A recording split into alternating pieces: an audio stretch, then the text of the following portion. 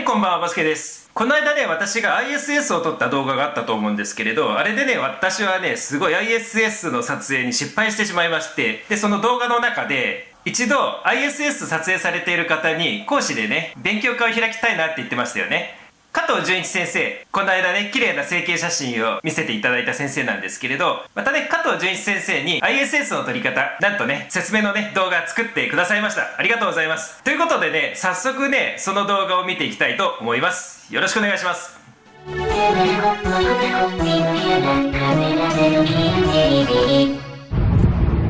はい、こんにちは。加藤純一です。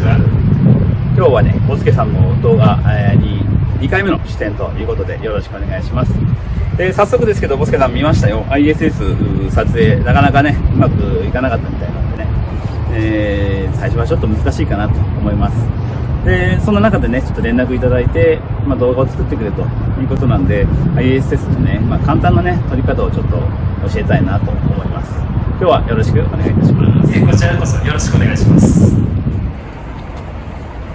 はい、まずはね、一番簡単な撮り方から教えたいと思います。これね、キヤノンの100、400のレンズと、普通の APS-C の 80D かな。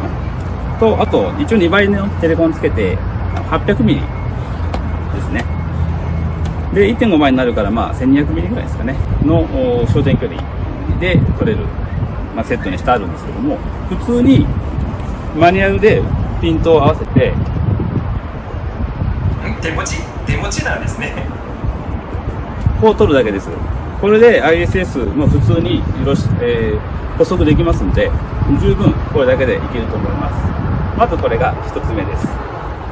はい、次に天体望遠鏡での撮り方ですね。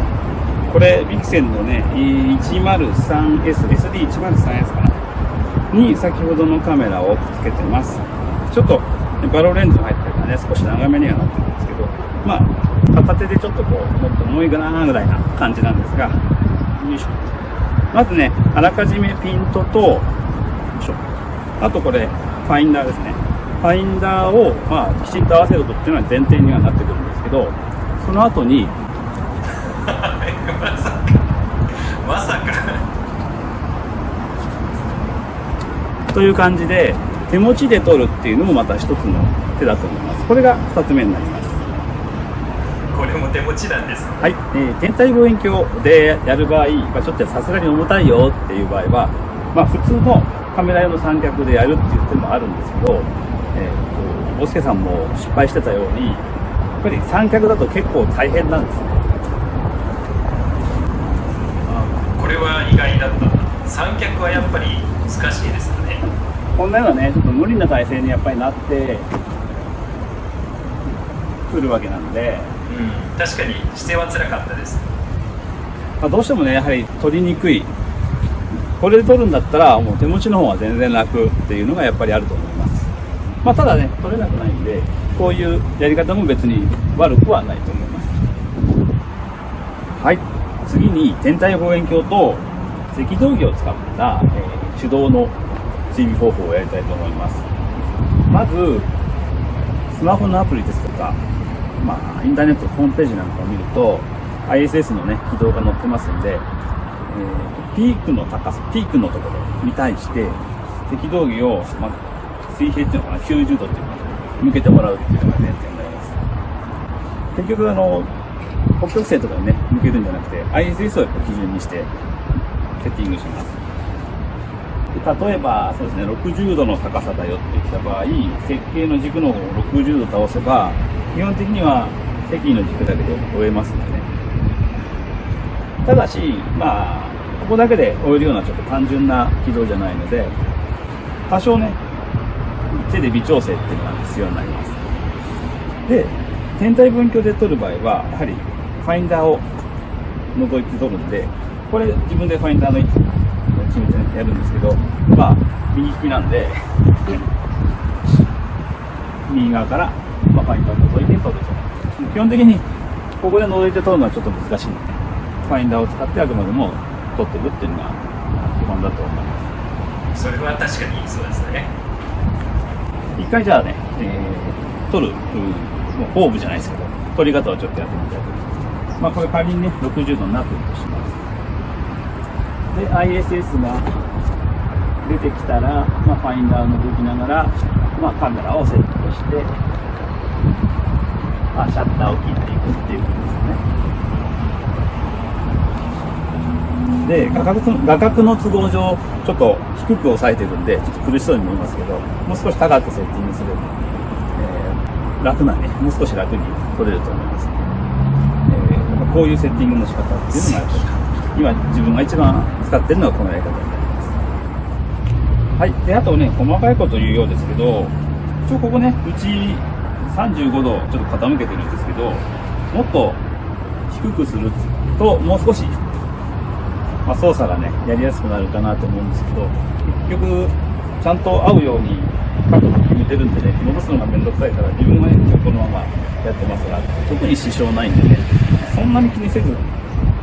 でも大丈夫かなとは思います。はい、次に露出の説明をしたいと思います。ISS はね、基本的にはね、800分の1よりも速いぐらいのシャッタースピードで設定した方が失敗なく撮れると思います。この間ね、ちょっと間違えて320分の1でやったらほぼ壊滅、ほとんどブレました。なので、やはりこれぐらいのシャッタースピードで撮ってもらった方がいいと思います。ISO感度の方はね、一応一概には言えないんですよね。で、今このシステムですと、ビクセンのね、さっきの SD103S と、これバローレンズ 2.5 倍かな、つけてるんですけど、ISO感度そうですね、1250ぐらいであれば多分撮れると思います。で、この間もね、ちょっとボスケさんの方には、アンダー気味に撮った方がいいよっていうちょっと説明をさせてもらったんですけど、ISS にはね、ラジエーターっていう部分がありまして、そこの部分、僕ら板チョコって呼んでるんですけど、まさにね、板チョコの模様みたいのがこうあるんですが、あんまりね、明るく撮っちゃうと、その板チョコの部分、すごく反射が良くて、そこだけ真っ白になっちゃうんですね。そうすると模様が出なくなっちゃうので、なるべく、そこの模様を出すために、アンダー気味に撮って、後から、持ち上げて、露出を明るくしていくというような感じで撮影をしています。はい、ISS の撮影いかがだったでしょうか。自分はね、地元の月光天文台さんというね、天文台と、フォトカルチャークラブというところで、ISS の拡大撮影の講座なんかをね、ちょっとやってたことがあるんですけれども、それに比べるとね、今回あまり伝えられなかったんじゃないかな。時間の都合もありますけどね。その辺があるんでね、ちょっと心配ではありますし、あと反射望遠鏡とかね、その辺ですと、横からね、接眼部が出てるものとかもまたね、撮り方変わってきますのでね。今回は、屈折で、長いやつで撮ったらこんな感じだよっていうのが伝わったらいいなと思います。でね、ここで一つね、補足があります。今回ね、動画で撮るかね、スチールの連写で撮るかっていうのをちょっと言ってなかったんですけども、僕の場合はやっぱりね、自分もこう写真家っていうのがあるんで、スチールの連写で撮ってます。ただね、シャッタースピードを速くすればね、動画で撮ってもピタッと止まったやつが撮れますので、どちらでもやっていただいて構わないと思います。自分も連写かな。また、今回この動画撮るときに ISS のね、通過のパスがなかったので、皆さんからのね、リクエストがあればね、今度実践編としてね、撮影しているところなんかもね、動画も作れたらいいなと思います。じゃあ今日はどうもありがとうございました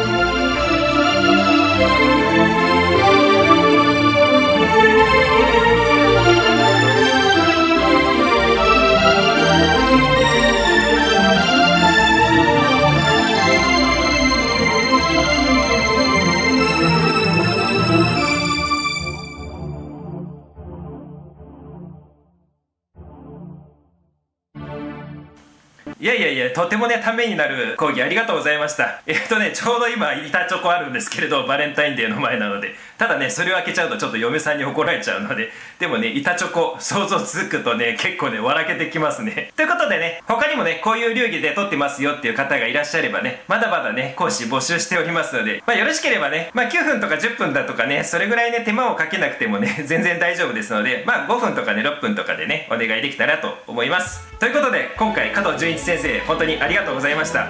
ということで今回の動画終わります。ありがとうございました。